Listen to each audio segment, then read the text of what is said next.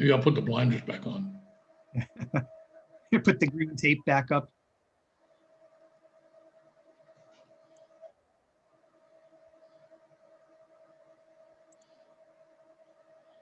Maybe I'll put the blinders back on. Okay, here we go. I got YouTube up and running. Okay, so now we're on the internet. And just how did Zoom work without the internet? What's that? I said, how did Zoom work without the internet? Not very well, mostly local. Yeah. Didn't mean to be misbehaving. Ah, there's Jim joining us. Brian, you must remember conference calls, don't you? It actually is possible to dial in by phone onto these. Yes, I remember conference phones. Hey, Jim, welcome. Hi, how are you? Good, you made it onto Zoom. Yeah, boy, miracles never cease.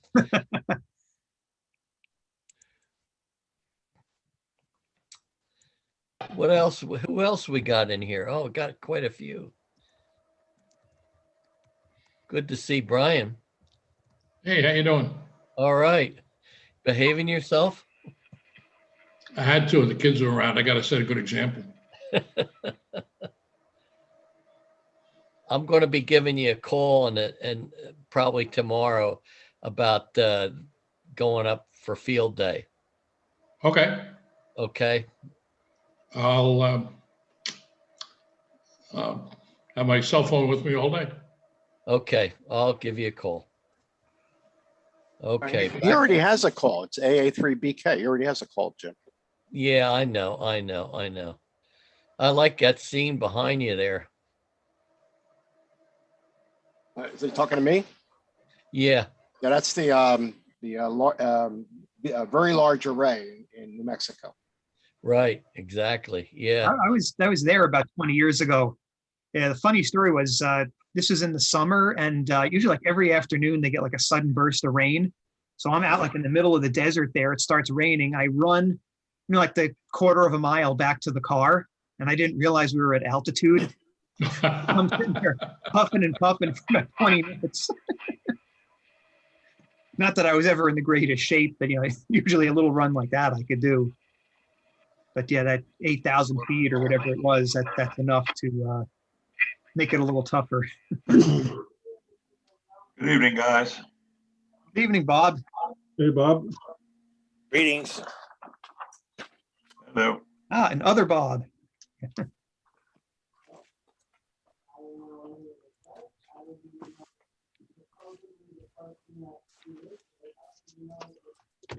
Yeah, so this should be fun. Get ready for field day. Looks like we got 3 Bobs tonight. Oh, good.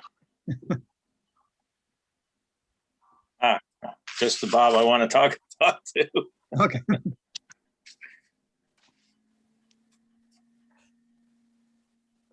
So Herb, what are the flags behind you?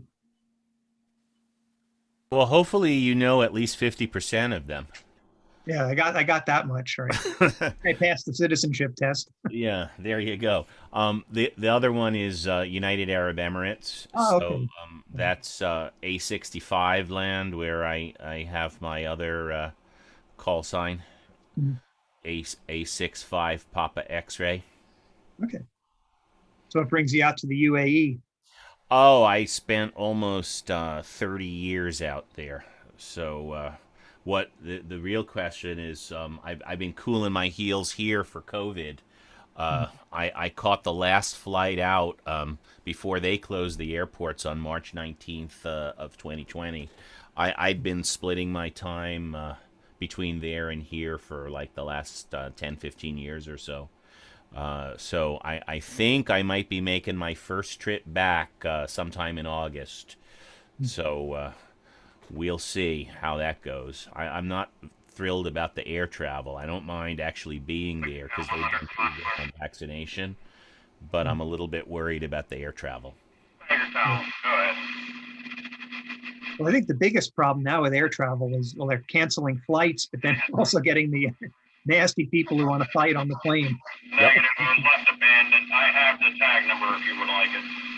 How about the flight, the problem that a lot of these planes have been in storage for a year and a half and the pilots haven't had any experiences either. Yeah, that's not good either. What does that button do?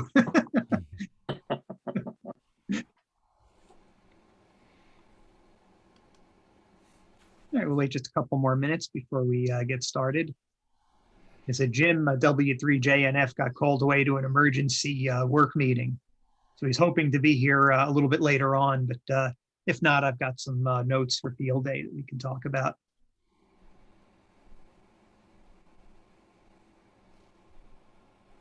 It seems like we've mostly got a pretty experienced crew here, but I'll spend a little bit of time talking about the idea behind field day and a little bit of the history and why we do it and where we do it.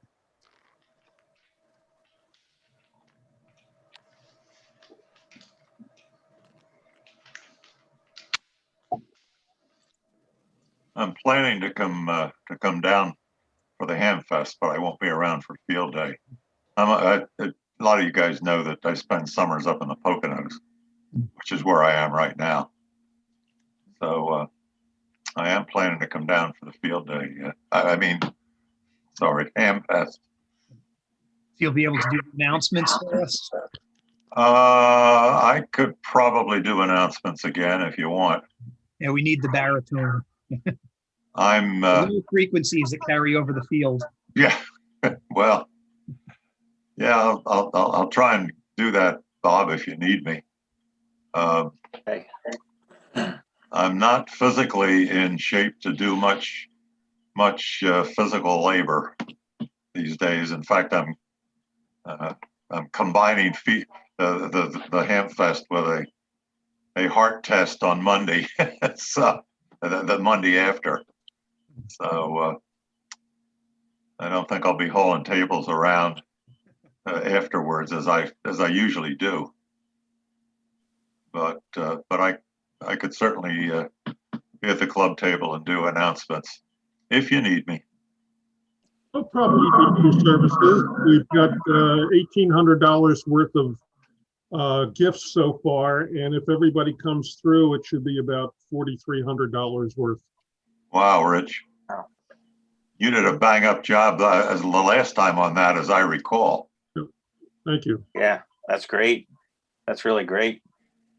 At that point, we could cancel a Ham Fest and keep the door prizes. Yeah, we can Yeah, sell there you this on go. eBay. Oh, wait, I shouldn't say that. We're on YouTube. No Yes, but that would sponsors. be wrong. He's not a part of this Edit that group. out. Don't listen to him. Yeah. Yeah, he's only the president after all. Come on. Yeah, I don't know how to do anything. I'm the president. You have to know how to do is delegate, Jeremy. Yeah.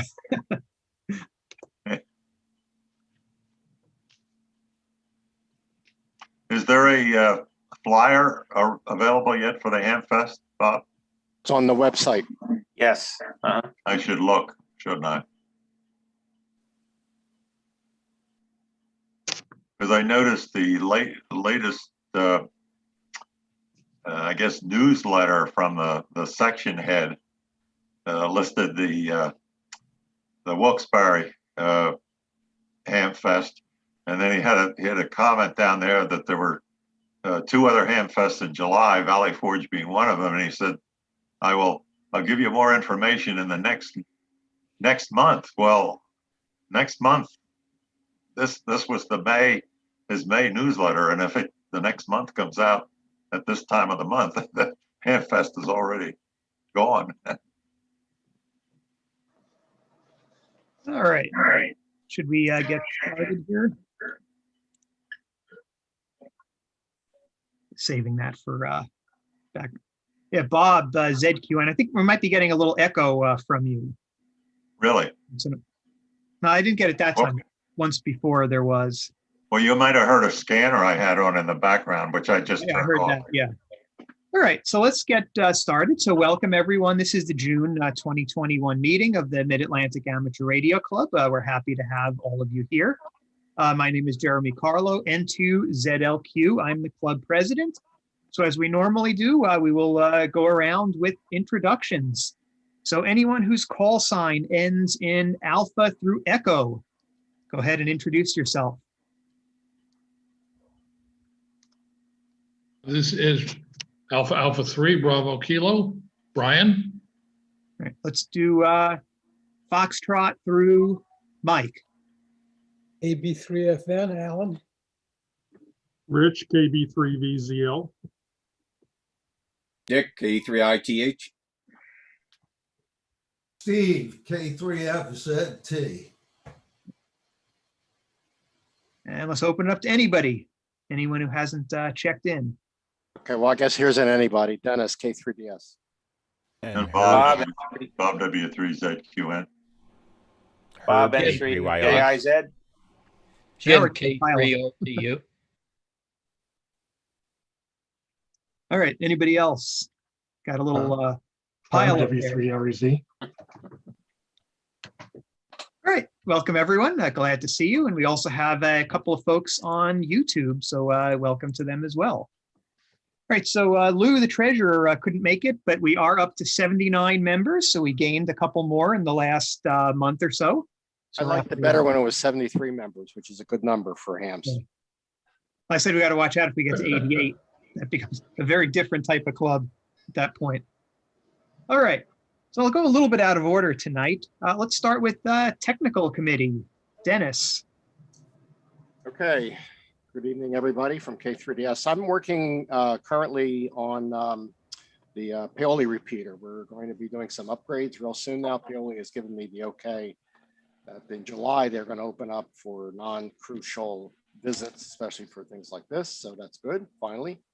And we will be upgrading the Fusion repeater from its initial inception, which is a DR1 to a DR1X, and we'll also be putting on the so-called Wires X interface box. And I'm going to be running a node here, and then we're going to be experimenting using my location as a node, and then seeing if we can connect to one or more popular rooms, which happens to be America Link. So we'll see how that works out.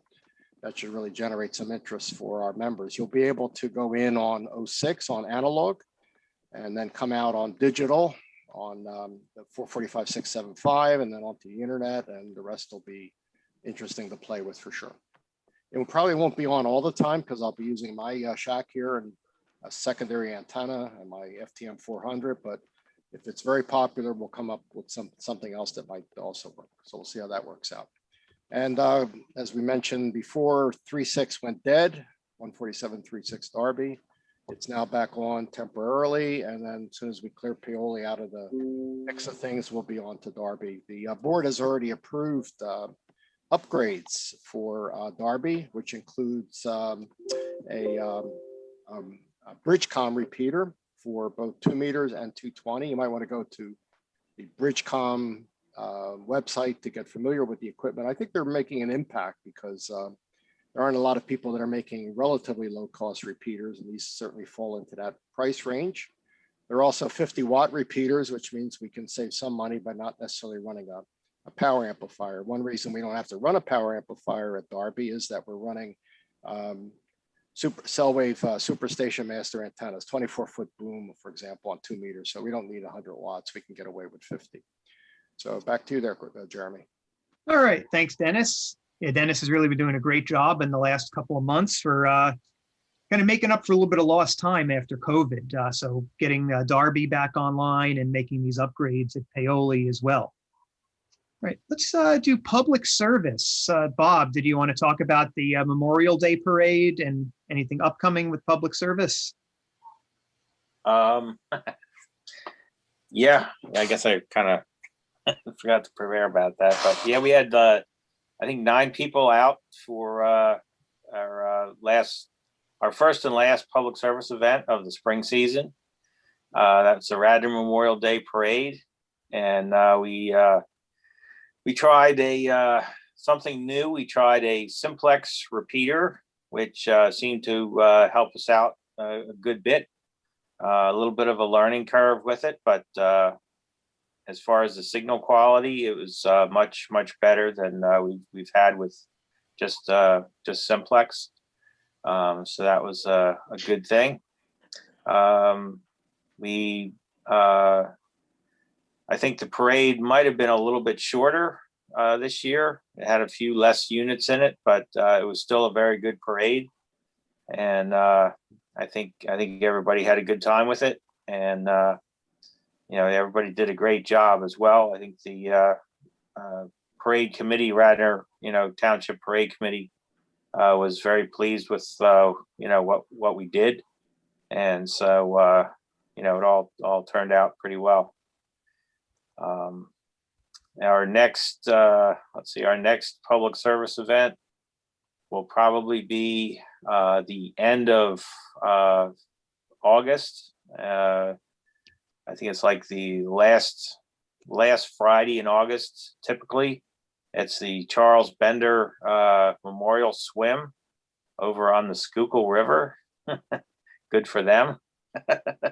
And so there'll be more information on that as time permits, and as time gets closer. And then we also have a couple other events. Let's see, we have the Vietnam Vets event and the I'll remember it. Anyway, we have another 5K race over in the Norristown Farm Park there.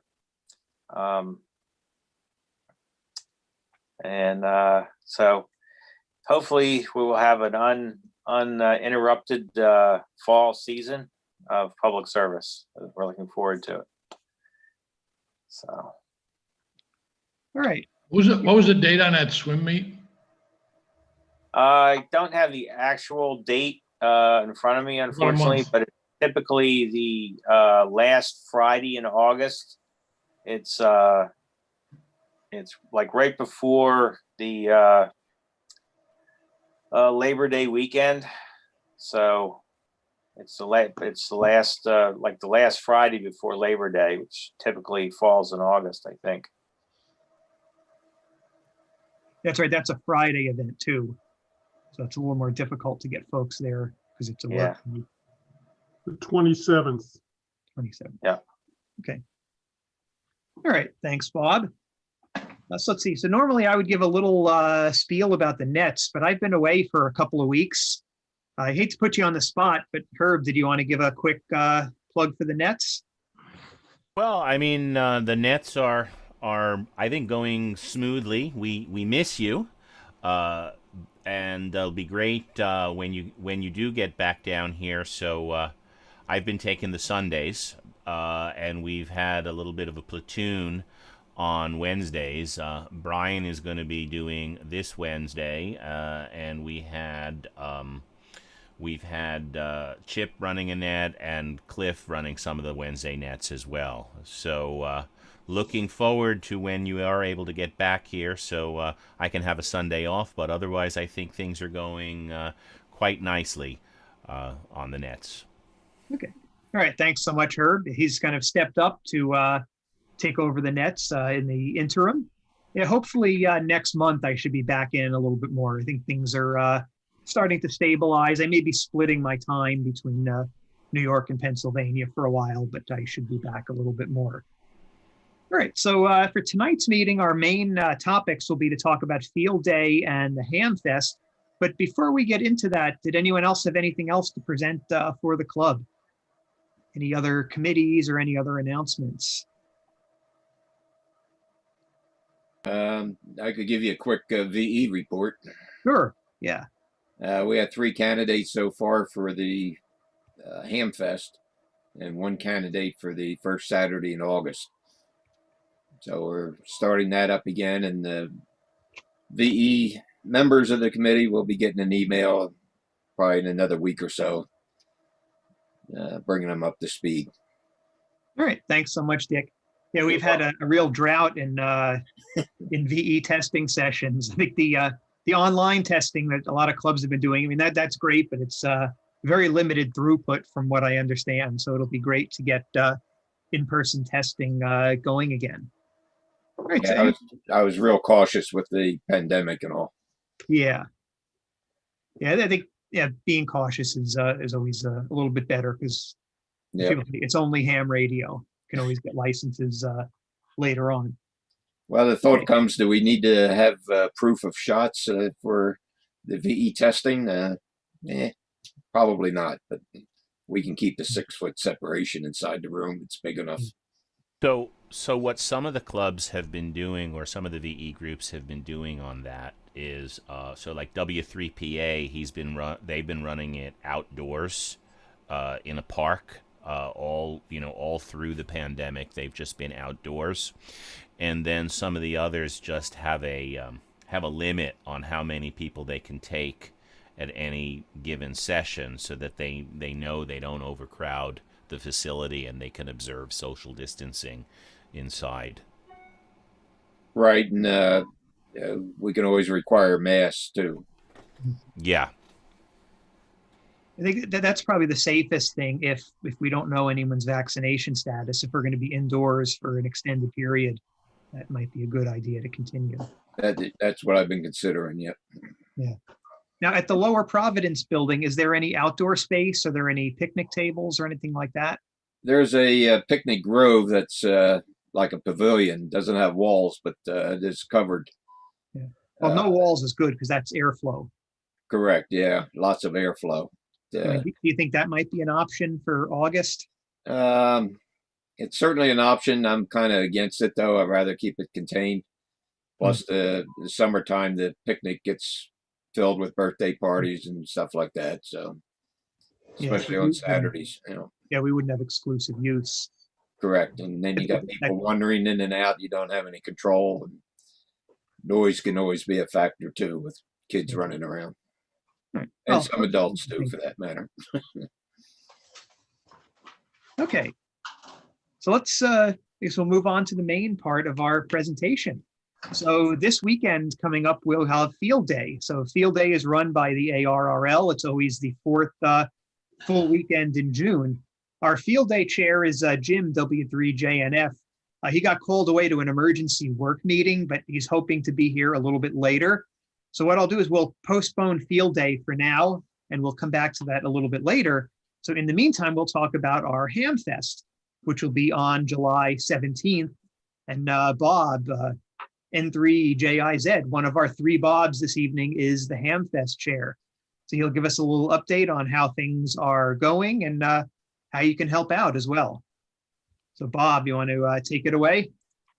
Okay. Basically, I can now understand why we start, I guess, like in January for this. But anyway, we're persevering as best as we can. We have right now two vendors who are, or three vendors who are have indicated they will be there. That is Norm, the tool guy. I don't really Norm Schenkman, I guess is his name, the tool guy. And Solder Electronics will be there, and G&G Electronics, that's Jeff Goldman, K3 DUA. They're all have indicated that they will be there. I was thankfully given a list of vendors that the Warminster Club used, and they had a few more vendors than we had. And so I'm in the process of contacting these other vendors. One of them is the William Perry Company. I think they do embroidery. So like, hats and shirts, I guess. Another one is KJI Electronics, which is a electronic, ham radio store, basically, like HRO, only they're, it's a mom and pop outfit. They're over in New Jersey, and which will come back with when we want to discuss the door prize. We need to talk about KJI Electronics, or KJI Electronics, and also the RF Connection, which is a vendor who's located, I think, in Maryland. They sell obviously RF connectors and coax cable and so forth. So I haven't heard back from those last three, but hopefully we can get all of them, or at least a couple of them anyway. So that's the electronic vendors. As far as the food vendor, we're still working on the food vendor. And also we're working on the card counter, and unfortunately, I've got two for two strikeouts on the card counter. The ARRL website lists 4 different card counters for this area, and 2 of them have indicated that they won't be able to come. So hopefully one of the last 2 will be able to help us out and come. I also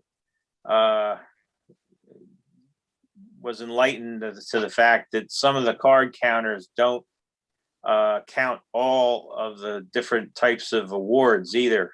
Some are just do worked all states, some do DXCC and so forth. So I don't know what we're going to get actually, but so maybe who knows, if one only does 1 award, then maybe we'll have to get 2 card counters. I don't know. But anyway, that's the story on the card counters. Or card checkers, right? Or card checkers, yeah. Card counting is what gets you thrown out of the casino. Yeah. Yeah. Yep. Okay. So that's that. And I've made a list of the different jobs. I kind of want to find another word besides jobs, because I think it scares people away. And I read the list on one of the nets, and funny thing, it was a very low check-in net. I think I scared people away. But anyway, we got to face reality here. So I'm going to read off the jobs that we need to do to get the Hamfest going. We have a list of 10 on Friday and actually 10 on Saturday. So on Friday, this our setup day, we need to lay out the tailgate field. And ideally, this would be done with 3 people. And it would probably take an hour, but I'm saying 2 hours. And we may also, I have to get with the Kimmerton contact person, but I think in the past, we've always swept out building A before we set the tables up.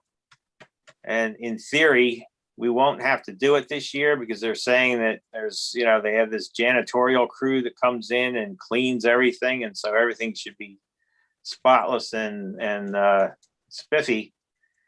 But if that doesn't materialize, then, we could probably use like 3 people to just to do that before the table setup. And of course, some of these people could also set tables up. And ideally for table setup, I would like to have 6 people do it. And the reason these are ideal numbers. These are, numbers that we'd like to have. And the reason is, if we, many hands make light work. So if you had 6 people, you would be able to get it done very quickly, and, each person wouldn't have to work very hard. Then we'll need someone to set up the PA amplifier and the microphones and all that stuff. We'll need another, actually, I think I put down 2 people for that, and set up the outdoor speakers. Hopefully, it's another thing we'll talk about after this, is we'd like to get the outdoor speakers set up so that we can access the wiring for it from the ground, and we don't need to climb a ladder just to connect the speakers.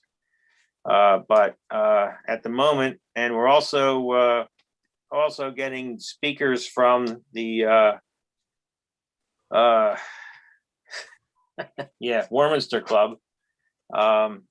They've got some large horn speakers that they used for their Hamfest. Apparently they don't no longer need. And so we're going to get some outdoor speakers, and I would like to put at least 2 more speakers outside to help cover the tailgate field, because it just doesn't work so well out there. So if we could have 4 people for that. Then we also are going to have a talk-in station. So we need to set up the antenna for the talk-in station. And possibly we will have a external antenna for the radio that supplies the music, for the background music. So it gets a good solid signal. And then we'll have to have someone to actually set up the talk-in station and test it out, make sure everything's working. We need someone to set up the club table. There's going to be hopefully a lot of people bringing stuff for the club table. We have the club table there so that people, won't feel the need to set up their own tailgate or their own table inside. They can, help out the club and, have their stuff, sold at the same time. And so we need people to set the club table up and all of the banners and flags. I put down like 2 people for that. We need people to set the signs up on the Hamfest grounds. And also there's a sign that goes out on Route 113 right at the split for whatever it is, Kimberton Road there or whatever it is. So I said we need about 3 people for that. And also this year, because the Kimberton Fire Company won't allow us to have vehicles come in the building, I want to have at least 2 people, preferably 3, help with operating flat carts. We're going to have 2 flat carts, and we're going to kind of do like a bucket brigade. The vendor would pull his vehicle up to the door, and we'd have 1 flat cart, and he'd fill the flat cart up, and then the one person would push that over to his table and put the stuff on the table while the other flat cart is being loaded at the door, and then they just make a continuous chain of that to bring all of the vendors' stuff in. And there's at least 2 vendors so far that are going to require this at the on Friday. So I said like 3 people for at least 2 hours. And then on Saturday, the day of the Hamfest, we're going to have obviously people at the front gate selling tickets. And so I'd like to have at least 4 people out there at once, and each one could do like 4 or 2-hour shifts. And so that means you need like 12 people to sell tickets at the front gate, and then you need people at the back gate. And so I put like 2 people for that would be good. I know we typically use 1, but so there's like 6 more people, and in 2-hour shifts though. Yeah, something like that. And of course we need a PA announcer, which I guess Bob has volunteered, but I would also like to get someone else to give Bob a hand with that. So I'd like to have 2 PA announcers, and you can switch back and forth, and that'll give each person time to go through the Hamfest and enjoy the Hamfest, as well as helping out with the announcements. And also with all the door prizes that we have, there's going to be a lot of PA airtime, so I think it'd be good if we had 2 people to help out with the PA announcements. And then we're going to need people at the club table, obviously, to man the club table. So it looks like we're going to need probably at least 4 people, to work off and on in shifts to cover the club table. And also we're going to need to bring the tailgaters in. We're going to need tailgate parking attendants. So I know that the optimum number for that is 3. That way, if you have 3 people doing tailgate parking, nobody has to run, because people can drive cars faster than you can walk, and they don't, they want their spot now. They don't want to wait. But if you have 3 people, you can just direct them down to the next guy, and it works out a whole lot better. And we're only gonna need those people for like 3 hours, from 6 to 9 a.m. Typically 9 a.m. We turn that off. And again, once again, we're going to have indoor vendor set up attendants to help bring people in who show up for indoor tables in the morning. So we're going to need like another 3 people for that. We're going to need talk-in station operator or operators. Once again, if we had 2 talk-in station guys, they could switch off, and then they wouldn't have to spend the whole time sitting there listening for people to call in on the radio. Then also we're gonna have to have people tear down the tables. So like that's going to take another 6 people, and also we possibly may have to sweep up if we want to leave the facility as clean as we found it, at least. So we may have to sweep the floor after we're done. And then we also need people to take down and pack up all the signs that are out there. So all told, if you had the ideal manpower and everything, you're looking at almost 130 man hours of labor. At least that's my estimate.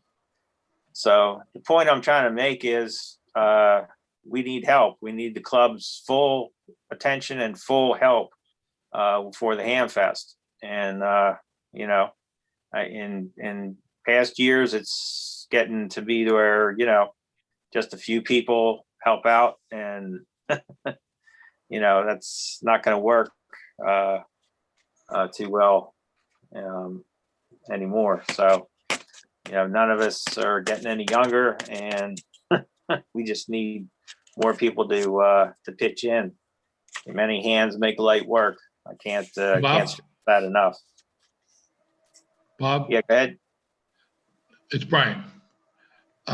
Did you account for any people that Dick's going to need for the VE? No, I didn't include the VE session on that. Because the people who are doing the VE are not going to be able to do any of these other tasks on Saturday. Yeah, I know that. So how many do you need, Dick? At least 6, 7, somewhere in that range. If we get more candidates, then probably another 3 would help. 9, 10. So yourself and 6 others? Yes. So that's 7 more people. That's 7 people. Right. Okay. Plus we have to set up tables, unless you included that in your table setup. That should be in part of the table setup, because your tables have to be integrated with the vendors. Okay. So that can't be done separately. Right. That has to be part of the floor layout plan. I assume we're going to be in the same corner that we've been for many years. Yeah, I guess so. Yeah, it'll probably spread out a little bit more. Yeah, that was the other thing. We have to worry about spreading you out. Yeah. So Yeah. you probably get maybe 2 or 3 per table there. Maybe 2 candidates per table. Right. Yeah, I was thinking the whole back end of the building there would be all for the VE setup. Okay. Bob, Yeah. you have a table plan yet made up for the facility? No, I don't. Okay, well, you will have one though. Yeah. Okay. On that subject, I'll be there to help set up the club table because I'll be setting up the raffle stuff. So I'll man the club table. I'll help set up the Saturday, the flea market table. And I can help with the announcing also if Bob wants to cover most of it. We can go back and forth. Okay. All right, that's great. You muted ZQN. Yeah, I got just unmuted. But I think, Rich, we did that last time and you did a lot of the prize giving away since there were so many prizes. And also I was thinking some of these things can be done, one person can do a couple things. For example, talk-in. I don't remember that being heavily used before, at least in the last couple of years. And if the talk-in radios are at the club table and we keep the volume up, I think, I and maybe Rich, and if there's another person around, can listen for any talk-in that needs help. Yeah, it wouldn't be. Okay. As I recall, most of the talking was asking for directions to the event. Oh, yeah. And that comes early on. But with GPS and all these days, people don't seem to use it as much, in my opinion, from what I remember. Okay. I'm thinking for the parking, rather than 2-hour shifts, I think it's a lot more humane if people shift on and off a little more frequently, because 2 hours in the sun is brutal. Yeah, I agree with that. Maybe like changing off every 15 or 20 minutes, or maybe 30 minutes at most. Okay. Yeah, you got to worry about sunstroke and dehydration. Yeah. Yeah, so rather than formal shifts, and that also helps if people want to go around and do some shopping too. So you staff the parking for 15 minutes, then you can shop for a little bit, then do the parking for a little bit. Yeah. Except that kind of becomes a logistical nightmare to to try to administer that, though. Yeah. I mean, But it needs to be done because otherwise somebody's going to get hurt. We don't want that. Okay.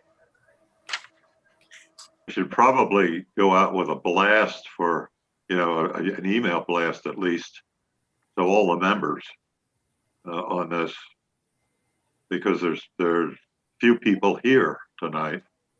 Yeah. And they're not going to get the message otherwise. And hopefully a lot will come out of the woodwork for, to help with this kind of stuff. Yeah, so how are we doing on signups? How far are we toward that 130 man hours? Well, if you include Rich and Bob, I think we have maybe about 5 people signed up. Okay, so we're going to need some more. And Well, I told you I'd sign up for stuff too, but I wanted you to send me the list. And you might get some more people to sign up if you'd send out something we can look at. Okay. Trying to sign up people over the net just doesn't work. That gets them aware maybe, but you got to follow up on it. We used to have club meetings where you could bring a list around, and as you very well know, Yeah. with a clipboard to get people to sign up for stuff. This is kind of the same thing. Can you post it on the website? That would help too. And and Jeremy, you've been running a Facebook page. Can you post it there? I wonder if we could do a Google Doc and link it from the web page so that people can sign up. You think that would be a good way to do it? Yes, but I don't know how to create that. But yes, that would be a good way to do it. And I could probably start setting it up. I'll talk to the webmaster and that's what we could do. That's a big committee. I heard it's hard to hear back from them. Yeah, I know. So He doesn't really participate that much, so. there's specific software that runs on the web for volunteer sign up. I used to be very involved with the community supported agriculture, and we had to operate from noon until about 8:30 at night. We had 200 members. People had to work a certain number of shifts, and there were jobs that were defined along with, in each of the jobs, there was a task list of things that you did. And then people would sign up, and the software would produce a roster of who was doing what. And it also allowed people to swap off if 2 weeks before they had to, do a different day or a different job at a different time. Anyway, for small numbers, it was free. I can't remember the name of it. I can ask my wife and see if I can come up with it. But I'm sure that there's stuff like that that might be easy to use and that you can point to it with just a URL. Okay, that'd be good. Yeah, that could be good. I mean, I was thinking more of like just a spreadsheet. We could do like an Excel style spreadsheet with Google Docs. Then anybody can go on there and just sign up. Something in maybe a list of all the tasks, so you could see what's available. Maybe I'll take a crack at. I'll do a first draft of that. Then Bob, will you be able to take a look at it, or is your computer still out of sorts? No, it worked the last time I used it, so. So, also, we need to, I alluded to it a little bit with KJI Electronics. We needed to come up with a door prize. Does anybody remember what last year's door prize was? I think it was a Yaesu FT70 myself, but No, we didn't have a grand prize because we had so many different prizes. We have emergency receiver radio from one outfit. We're going to have, hopefully we're going to have Times coax, which is, a good length of it's going to be, a few $100s, and a lot of other things, a lot of accessories and $50, $100 gift certificates. We got a few of them. I don't think we can go for a big door prize because don't forget, guys, we have to pay for the grounds this year. And the No, last the thing I whole want to do is run a loss. So, Yeah, the whole idea of soliciting the freebies is I got a lot of positive feedback from the guys that said, there's only one chance to win a radio from hundreds of people, but this is really neat because a lot of people got to be picked and they won something. And I think that meant more than one guy getting a radio. And in most cases, the last one we gave away, we had to ship to New Hampshire because that's where the guy was from. So it didn't even benefit anybody around here. But I'm kind of against a grand prize when we've got that many thousands of dollars worth of stuff to give away. Yeah, I agree. That's just an added complication. Unless we had something really big that would be a draw that people would come in just for that. But no, we're not going to have that. All right. So Bob, what are the times for people? Was it Friday, 3 p.m.? Yeah, we're gonna try to start at 3 p.m. on Friday. Vendor setup is no earlier than 5 p.m. And I wanted to have the end of vendor setup at 7 p.m., but one of the vendors kind of balked at that. So we're gonna say 7:30 for vendor setup. Yeah, 7:30. We want to lock the building up. All right, Bob, do you have a good printer that can do an engraved invitation to send to Norm? So he knows it's 5 o'clock?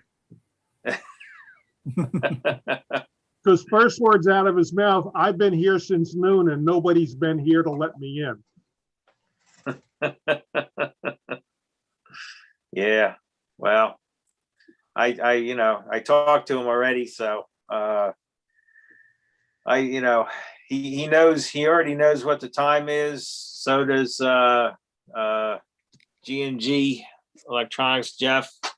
I told Jeff all about the times, and I got the impression that he really didn't care.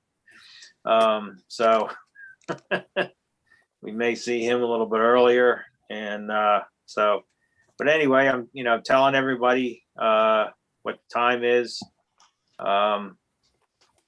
And I'm going to try to, if I can, maybe get their address and, send them something in the mail or something like that, or send them an email or something. I don't know. Once again, to remind them, what the rules are. We also have to remind them what the fire company rules are about the tape, no tape on the walls and all that stuff, and so forth. So anyway, that's So Friday will be 3 p.m. and I think Saturday is 6 a.m. is the start. Yeah, 6 a.m. is the start, and let's see, 6 a.m. I thought we said 7 for vendors. Yeah, but 6 a.m. for setup. But yeah, for setup people have to be there at 6, and 7 for vendors and 8 for buyers. So. All right. Before we forget too, we better send out a blast inviting the membership and also what time to show up for field day. Yeah, we're gonna have to get that. And also, I guess we haven't talked about it yet. The PA speakers, I guess we mentioned about it with the jobs list, but I talked earlier with the Kimberton Fire Company, contact person, about this, getting the speakers set up so that they are not facing into the ground and they're facing out where the tailgate, out into the tailgate field. And so they were kind of sketchy as to how that was going to happen. And so, I think they kind of expect us to help out with that possibly. And unfortunately, we're now running out of time to get that done. So it looks like Saturday, July 10th might be the only weekend. And I think Jim, W3JNF, has indicated he would help, but if we could get another 1 or 2 people, what we're going to have to do is take each speaker down, and all the hardware is rusted and frozen. And so we're going to have to find a way to loosen that up and make it so that we can reposition the speakers. But like I say, we're kind of running out of time. We may not be able to do that, but that would be a really, really good thing that, if we could do it, it would help a lot, I think, with the tailgate field, because unfortunately you can't really hear with all the people there and stuff, if you're in the second row of the tailgaters, you can't hear what really the PA's saying. You can hear, the sound coming out of it, but you can't, make out all the words. So, I think it's important that we do something to improve our PA system for the field, for the outside. Can So, we simulcast on 2 meters? well, I've thought of that. There are wireless, setups and stuff, but then, No, that's a commercial application. I don't think you want to do that on any amateur radio band. It's bad Yeah. enough that we do it. It's bad enough that we do a talk-in, right? But let's you'd not be try better. You'd be better off doing it like on a MURS frequency or something like that you don't have to ID, or a FRS. FRS might be a little, not so good because there's so many little kids out there with FRS, transmitters and stuff. But if it was, on a if it was a professional system, like it was on 900 megahertz or something like that, or if it was on a MURS frequency, it would probably work okay. But you still got to have a power supply, and then you got to have the PA speaker and an amplifier, and it's it'd be a lot more equipment intensive. Somebody has to store all that stuff and drag it all out or whatever, and plus it'd be an investment, somewhat of an investment probably. And we already have the speakers and the wire. So why should we go that way? It's a good idea, but it's I think fixing the speakers are what would be the least expensive, so if there's anybody who's interested in helping out with that, let me know. And I'm going to get with the fire company tomorrow or sometime during this week and get that ironed out, see if they can help us out with that or what's going to become of that. And also have a couple other questions for the fire company, and I'll let you know what I find out about them. So, We're other still than that- not on their website or being booked for that weekend. what's that? We're not listed as an event on their website for that weekend. Okay. Well, I turned in the contract. There's a space for all your information that I assume that they would put on the website. I'll have to see why it's not on the website. I also put on what we wanted to put on the sign on the sign out by Route 113. They apparently will, according to the contract anyway, will try to put your information on the sign. So they didn't. It's not set in stone, but I told them to put. Didn't we have that out once and we had a whole bunch of people showing up thinking it was about ham? Ham dinner, Yeah. Yeah. Yeah, we'll probably get more people looking for ham sandwiches. I'll keep the vendor in business anyway. All right. So is there anything else for the Ham Fest besides the ham dinners? All right. So we'll try to get that email out to the membership and maybe get together some sort of a document for people to sign up. So I'll do kind of a first draft of that, Bob, and then I'll send it to you. You can Okay. fine tune it, the list of the jobs. All right.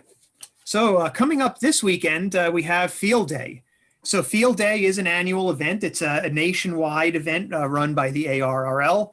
So if you're not familiar with it, it's sort of a contest, but not a contest. So a lot of people think of it as a contest. You make as many contacts as you can, but it's also an emergency preparedness exercise. It's also an outreach event for amateur radio to showcase what we do in a public location.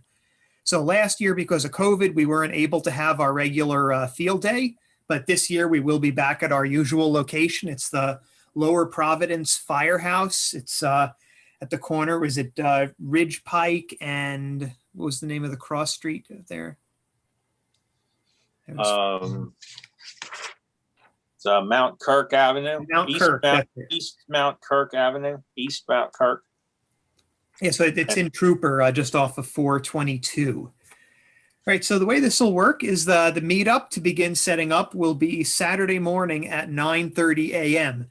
So Jim, W3JNF, and a couple of other folks, they're going to be going to Jeff's house. It's AB3WM. He has all of our equipment stored. So they're going to go there on Friday morning, and they're going to stage all the stuff in the pavilion. So it's kind of a nice outdoor pavilion. It's behind the firehouse. So when you arrive, you'll see the firehouse, but you go behind that and there's kind of like a cabana thing, and there's a pavilion behind it. That's where we'll be setting up. So the setup of the antennas will start at 9:30 a.m. on Saturday. So if you want to be there for that, and we can always use some help, that's when that will start. The actual on-air activities begin at 2 p.m. So that gives us quite a bit of time to get those antennas set up. This will be a bit lower key than it's been in the past. So as you may know, in the past, we have been doing a fairly large Boy Scouts merit badge session. We've averaged typically about 20 scouts getting their radio merit badge. But this year, we're not going to do it. It's just a little too complicated. So hopefully for 2022, that will return. But this year, I think it'll be a bit of a lower key event because we won't have the scouts there. And we may have a little bit less attendance as well. People may be scared off by COVID. And, obviously we'd like to keep everyone separated as much as possible. So the plan is that we're going to operate 2 alpha. So in practice, what that means is we're going to have 2 official HF stations, but then we also get a third, what's called a GOTA or get on the air station, which is generally for, they say, inactive or newly licensed amateurs. So that'll be a third HF station that we can run under a separate call sign. And then we can have a fourth VHF station. So just a VHF, UHF station. So it'll probably be 4 stations that we'll be running. And then in principle, maybe we could have number 5, which would just be for the repeater, just as a talk-in. So there'll probably be 4, maybe 5 radios operational there. We're going to have to figure out how to stage them out in the area there. So again, setup will be 9:30 a.m. and we're going to restrict ourselves to wire antennas. Historically, we have a big tri-band Yagi for 10, 15, and 20 meters, but we need a pretty big crew there, and you have to work in kind of close proximity to get that set up. So given everything that's going on, we'll just restrict ourselves to wire antennas. So we have a G5 RV that will usually be our main, and then maybe 1 or 2 dipoles in addition to that. And sometimes some folks are there with some portable setups, like some ham sticks or buddy poles. So we may use those as well. So it'll be a bit, yes, Rich? Last time we were out, we were donated an EdFed antenna, a nice one, and it seemed to work very well. I hope they have it in there with the rest of the stuff. Okay. So. Let me put a note here.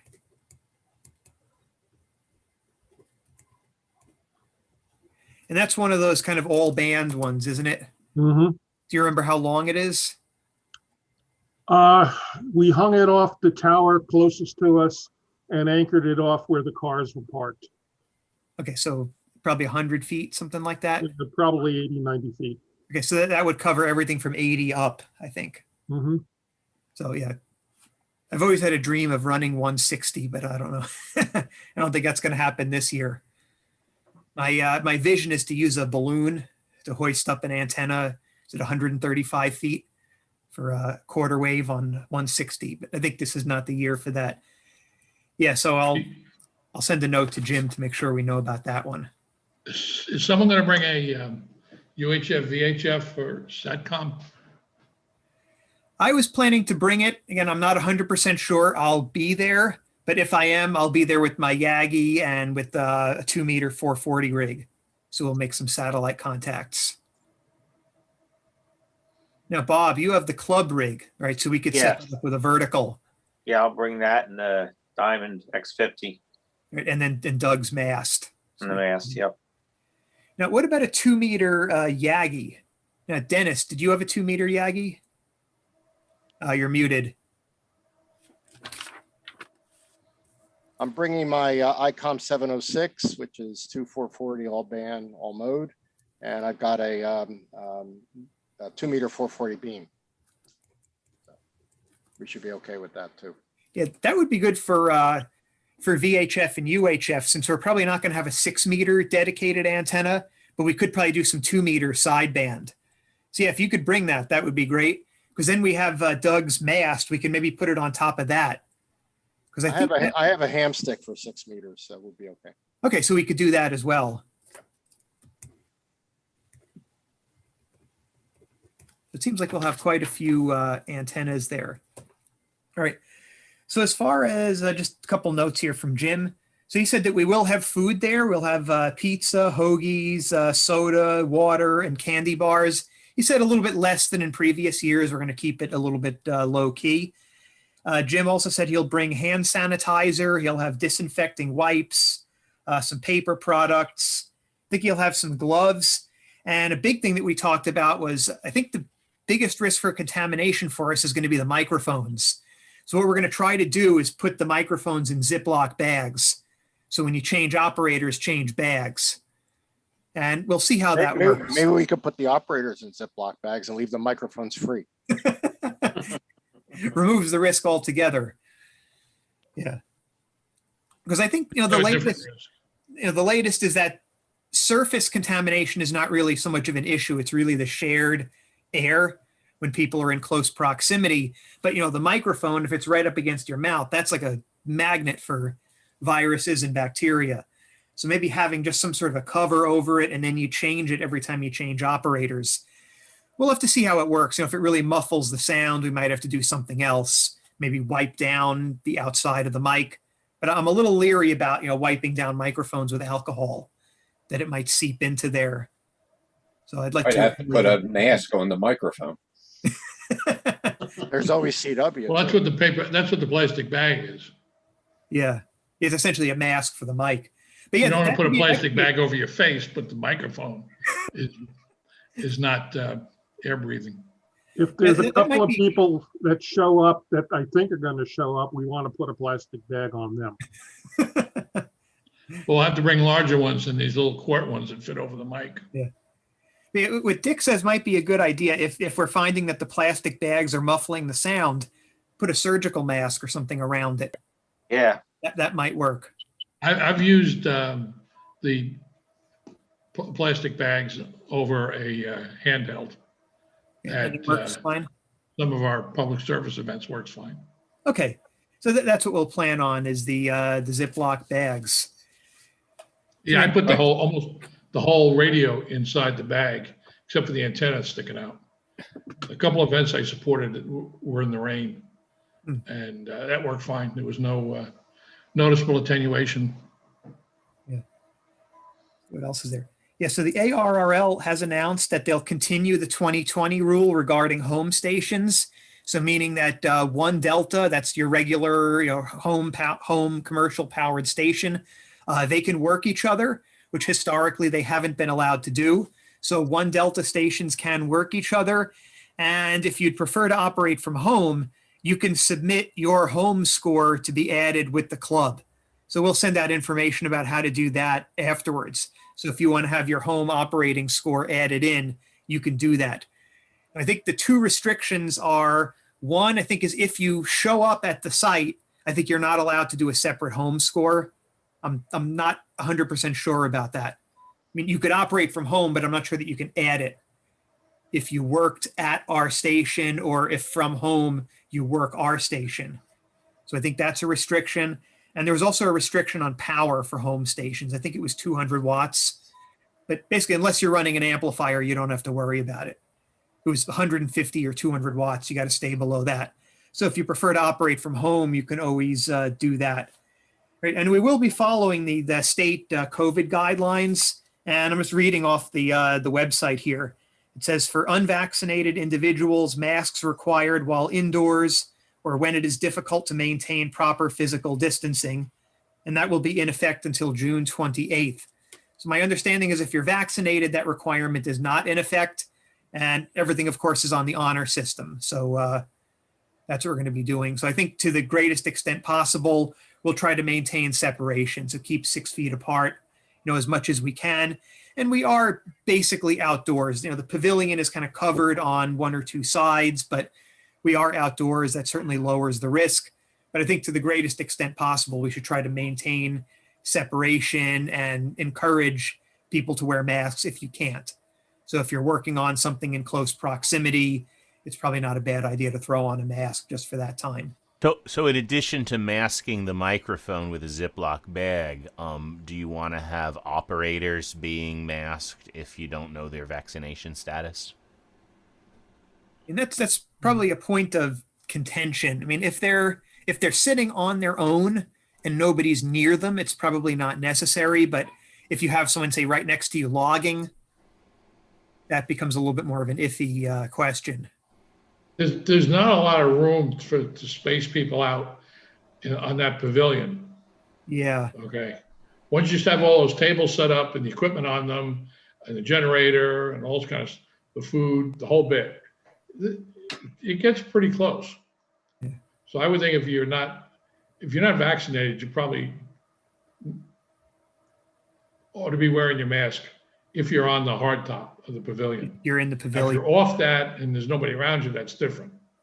But once you're undercover there, you're bumping into people all the time. Yeah. Now, what about the call signs? We're going to use the club call sign for the 2 For the contest stations and for contact the stations, VHF. GOTA and So the GOTA. The GOTA has to be a separate call. I mean, in principle, we could use WB3 JOE unless somebody wants to lend their personal call to it. That's for the repeater. Yeah, but I believe we can use that for the GOTA as well, since it is a club call. I don't Right, think Dennis? so. I don't think so. We can't use that? Dennis, That's a what do you fixed, think? no, the answer is you can't. It's a repeater That's what I call thought. sign. Okay, It has a special if you Google that or whatever, you'll see it has a special designation as a repeating station as opposed to an operating station. okay, so we But can't. who's ever going to be on the GOTA station is going to be one of the club members. No, but And they can only operate on the frequencies they're authorized, so they could use their personal station call sign. Yeah, so ideally, it would have to be somebody with an extra class license who will donate their call for the day. No, the GOTA doesn't have to be the same call sign every call. You can use who's ever doing the supervising at that time. So if, let's say I'm on for an hour, then person gets extra. If one of our generals is operating for another hour, the person can, like a techie can operate as a. It's like we're the control operator, is Yeah. what you're saying. Yeah. I mean, those are the basic rules. We got to follow them. Jeremy, can I share the screen? Because maybe some people haven't seen that site. Maybe this will make Yeah, it let me. more enthusiastic. I got some pictures here from, this is Field Day 2009, actually, at the same site, of course.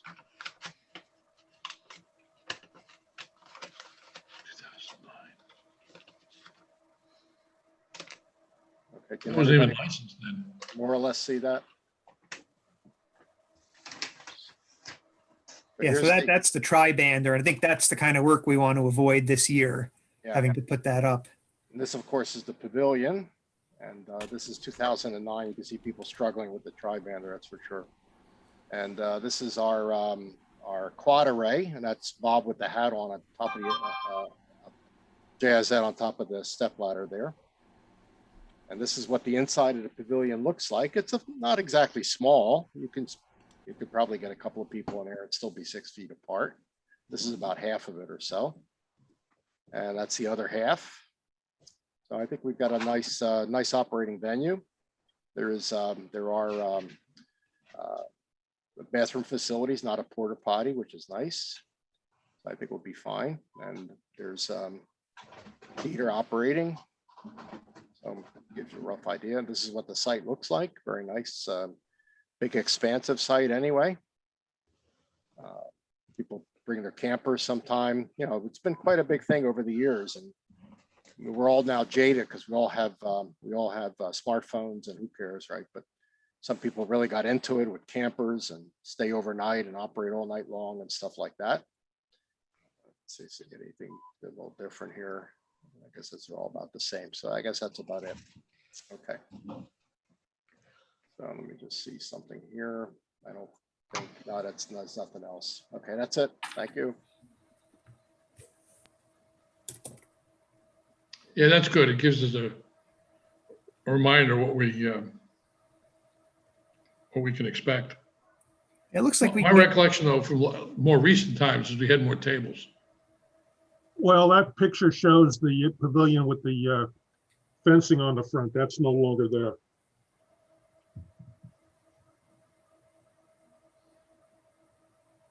If we really want to have a nostalgia trick, here is 2000. Heck, was this 2008? This is only a year before. This is when we got thrown out of our Verizon site, and I dropped my Verizon subscription. Let me see if I can share that screen there. So this is what it used to be like. We used to have a Verizon truck come in and give us the generator and put the boom on. It was much easier putting the tri-bander on the Verizon truck and just getting it up in the air. In fact, even a lot higher, as it turns out. And we're very thankful for Bob Haas, W3SA, who's now a Silent Key, who really was very instrumental in us getting that. And this is the second Verizon site that we were at. The first site, Verizon lost it too, and they sold the property to assisted living facility, whose name I can't remember right now. But this was the second site. We called this mosquito heaven, though, because it was quite filled with junk for sure. But still not a bad thing. Here's Dieter operating under the tent.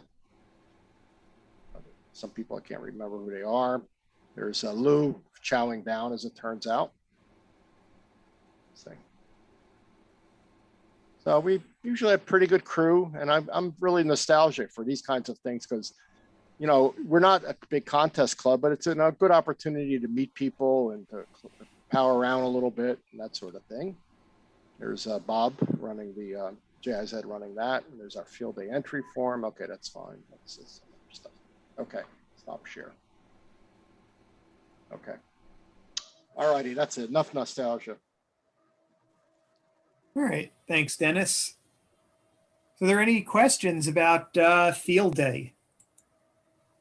Can we make sure that we have the ARL band plan charts? They're probably in with the field day stuff, but for occasional operators like myself, general operators, general class operators like myself, we need the band plan. Okay, yeah, I'll ask Jim to make sure he brings a few copies of that. So what was decided on the operating ID for the field day? What call sign? A club call, W3NWA. I guess we're not sure about the call for the GOTA station yet. I thought we agreed that it would be the call sign for who's ever supervising it. And I think for simplicity purposes, we may want to keep the same call throughout rather than changing it. Well, then that person has to be responsible for the station the whole time. Yeah, because otherwise you'll have a problem with dupes. That they won't be, the station we're contacting won't realize that they contacted us already. It's GOTA, it doesn't go into points. Well, it may go in point to point to the other guy, but we can't score it. Because then that would change us to something more than 2A. I thought we did get, it wasn't scored the same way, but I think there is a certain number of points if people make contacts on the GOTA station. Look up the rules. Yeah, I have to go look I think that it's one up. more if the person's under 18.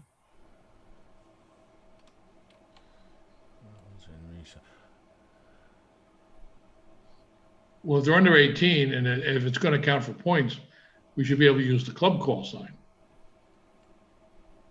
Well, I mean, the go to station is under a separate call. You know, the purpose is to get people who are not generally active on the air. I guess the idea is, you know, some of these clubs that really consider this a contest, you know, they don't want to have, you know, these non-contest operators eating up one of their contest stations for, you know, an hour. So we don't Here. use Whiskey 3 Here, I'm reading from the FAQ here. What call sign does the go to station use? Answer. The go to station uses a call sign different from the call used by the group's main field day operation. The go to station must use the same single call sign for the duration of field day. There's the answer. There's your answer. I think it's W3JNF then. Well, yeah, but that's the. Then he needs to be the control operator in front of there the whole time. Yeah. Well, Jim is running the field day, so might as well give him the opportunity. A 2x3 call issued to a technician may be used, but it must also include the. A 2x3 call issued to a technician licensee may be used, but if the call is being used outside the technician privileges of that licensee, it must also include the call sign of the control operator who must be present at the control point. So that's why we want an extra class person to use their call sign, because they can use the entire band. Well, I'm going to be there most of the time we're operating, so we'll just, it basically. I'm supposed to be there the whole time because I'm the club custodian for the club call sign. What is the time that the go to station will be operating? Like what hours? Oh, I thought it was just going to be there for whenever somebody shows up, which probably would be, you know, from the middle of the afternoon till early in the evening. We don't usually operate the go to station overnight because there's nobody, unless we have some of our own members who can't get on the contest machines and just want to try their hand on the other machine. Yeah, I mean, historically, we've overlapped a little bit. So sometimes the VHF machine and the GOTA machine are physically the same. We just kind of switch back and forth between them. So it doesn't necessarily mean 4 separate setups, right? Because, you know, if you have, you know, a radio like a 706, you can operate it as a VHF radio. Then, okay, we'll switch it over. We'll use it as the GOTA for a while. Well, you got to make sure you got an antenna that works on both frequencies. Yeah, you just change the antenna. I mean, I'm not 100% sure we're supposed to do that, whether they have to be physically separate radios. But I know in the past we've just switched back and forth because if nobody's using the GOTA, you know, there's no point having a whole table sitting there not being used, especially if we have to spread out. So, you know, as it turns out, we may only have 3 radios maybe set up, and then they'll kind of bounce around. Well, what's the difference between a GOTA station and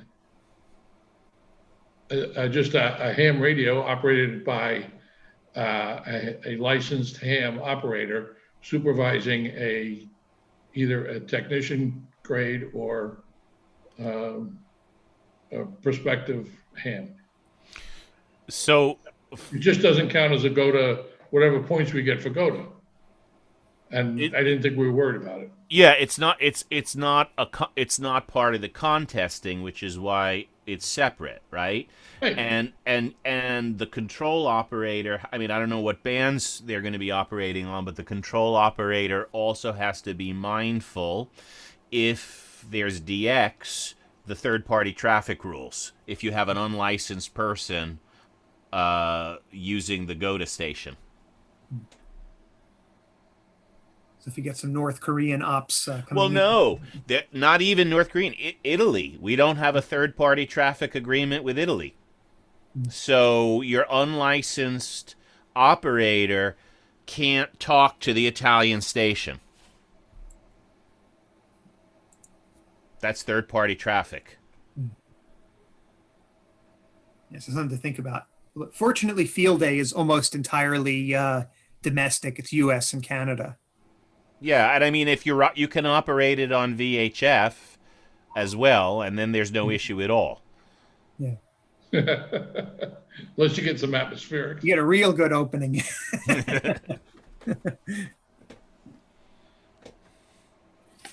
Yeah. So what are you thinking in terms of bands to operate? I was thinking during the day, maybe operate 40 and 20, and then at night would maybe switch to 40 and 80. Pagoda? Well, Or for all the stations. I mean, it's worth checking 10 and 15, but I think recently there hasn't been all that much. We may luck out and have a nice opening, but Yeah, and you can't do contesting on 17, so you can't do the WARC bands. Yeah. 20 is always 20's been really good lately.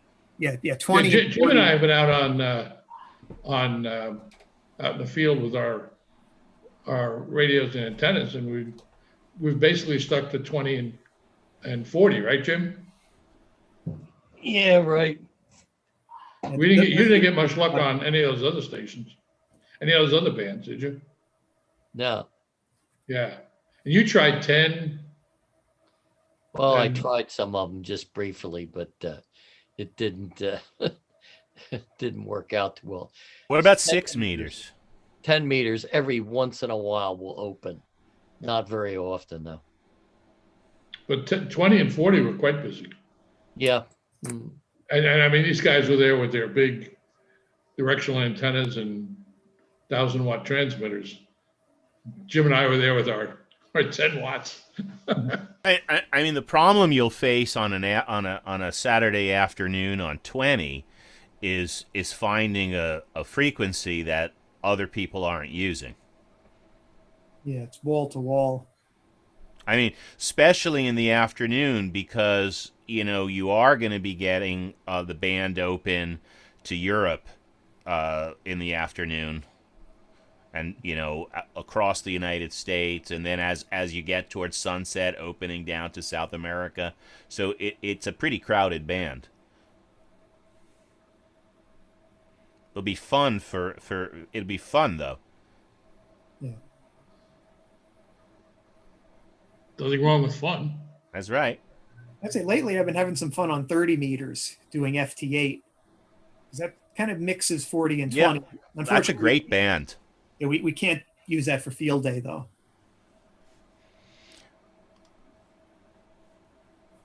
Yeah, so probably during the day, I think it'll be 40, 20, and 15, most likely. And then at night, we may switch off 15 and then go to 80.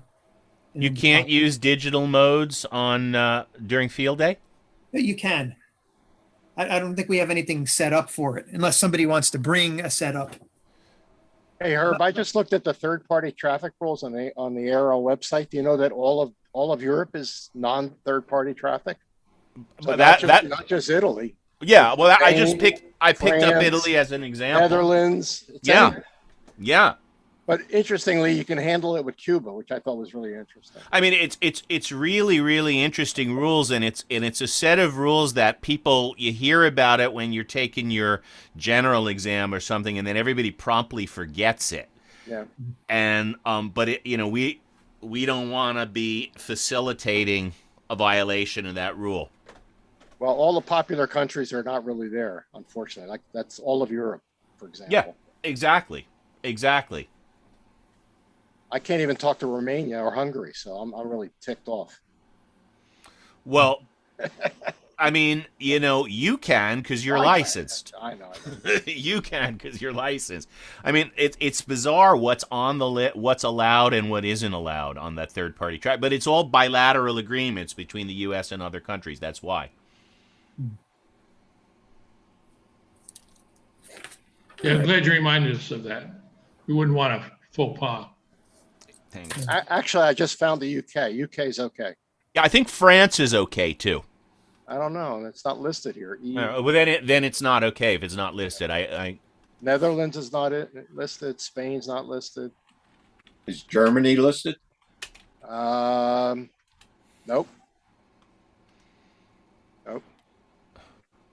Canada's allowed, right? Believe it or not, it's not listed.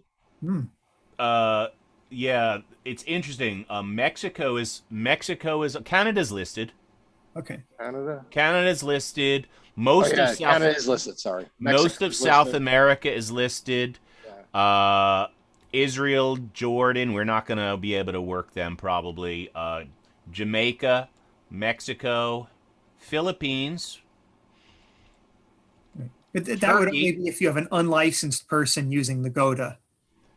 That's right. That's only an issue if you have an unlicensed person using the GOTA. They can't talk to that ham in France or whatever. The only European country on the list is Turkey. How about an underlicensed person? Does that apply? Overqualified. A technician who's being supervised. No, that's fine. That's fine because they're an amateur. Okay.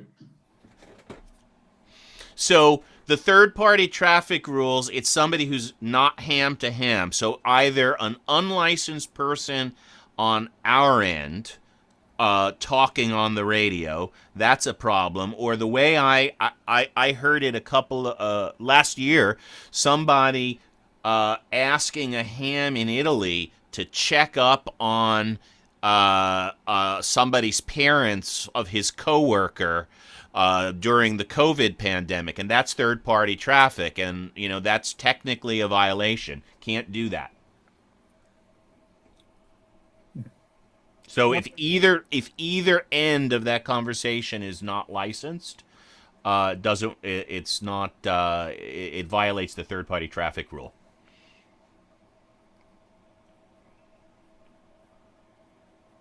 Okay. Yeah, I'm not expecting that we'll have all that many unlicensed people there because I think it's mostly just going to be club members showing up. I mean, we may get a member of the public who wanders in, but yeah, if you're not having the Boy Scouts, then that would be the big the big way you would have unlicensed people. Yeah, that would be the biggie. All right. So does anyone have anything else for Field Day? Just as a reminder, the meetup will be Saturday morning at 9:30 a.m. Equally importantly, we'll need people there for the teardown, which is Sunday morning. Hopefully it won't be too big a deal because we're just doing the wire antennas, so we don't need quite as many people. But there are some tables that we've got to move back and banners and things that we need to take down. So we always need to have some help there. Is anybody bringing coffee and donuts? Across Maybe the talk to street. Jim. They got fresh coffee across the street. Yeah, talk to Jim because I think he's arranging the food. Okay. He didn't mention anything about that specifically in the email. Okay. Now, what about the omelets? We were supposed to have those one year. That never happened. There's a turkey hip bomb. There's a couple of places nearby, I think. Yeah. All right. So does anyone have anything else for the good of the order? Okay, so Saturday at 9:30? Yes. Okay. And then on air begins at 2. All right. So I guess if that's it, we will adjourn the meeting. I'll keep the room open if anyone has any other comments, but otherwise we will see you for Field Day and the Ham Fest. So thank you for joining us this evening. 7-3s, and we'll see you soon. 7-3. Jim, I'll talk to you tomorrow.